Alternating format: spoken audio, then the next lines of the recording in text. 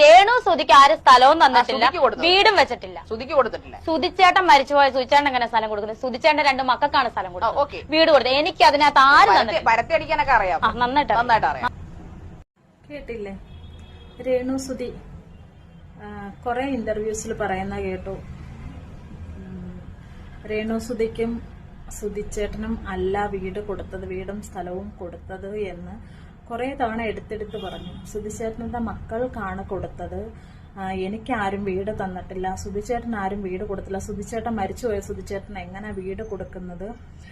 ഇതൊക്കെ പറയുന്നത് ചിലപ്പം കേൾക്കുന്നവർക്ക് അല്ലെങ്കിൽ സുധിയെ സ്നേഹിക്കുന്ന സുധിയുടെ ഫാൻസുകാർക്ക് ചിലപ്പം ഇതൊരു നെഗറ്റീവായിട്ട് തോന്നിയേക്കാം.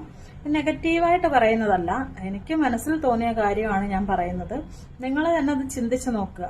സുധി ഇങ്ങനെ എടുത്തെടുത്ത് പറയുന്നുണ്ട്, രേണു സുധി എടുത്തെടുത്ത് പറയുന്നുണ്ട് രേണു സുധിക്ക് വീട് കൊടുത്തിട്ടില്ല, മരിച്ചുപോയ സുധിച്ചേട്ടനും എങ്ങനെ വീട് കൊടുക്കും, സുധിച്ചേട്ടന്റെ മക്കൾക്കാണ് വീട് കൊടുക്കുന്നത്. അപ്പൊ ഈ സുധിച്ചേട്ടന്റെ മക്കള് രേണു സുധിയുടെ ആരാണ്? അല്ല, എനിക്ക് വന്നൊരു സംശയം ഞാൻ ചോദിച്ചു എന്ന് മാത്രമേ ഉള്ളൂ.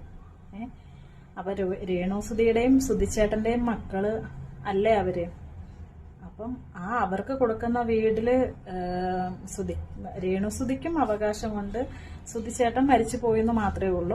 സുധിച്ചേട്ടൻ മരിച്ചു പോയത് കൊണ്ടാണ് ഇപ്പം രേണു സുധിയുടെ മക്കൾക്കായാലും സുധിച്ചേട്ടന്റെ മക്കൾക്കായാലും ആ വീട് കിട്ടിയത്. എന്തുകൊണ്ട് നിങ്ങൾ അങ്ങനെ ചിന്തിക്കാത്തത്?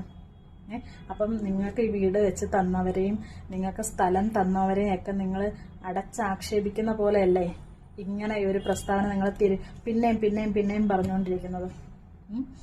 നിങ്ങൾ ആരെ ബോധ്യപ്പെടുത്താനാണ്? ശരി, നിങ്ങൾക്ക് വീട് തന്നില്ല, നിങ്ങളുടെ മക്കളല്ലേ ഇനി അവിടെ കഴിയേണ്ടത്.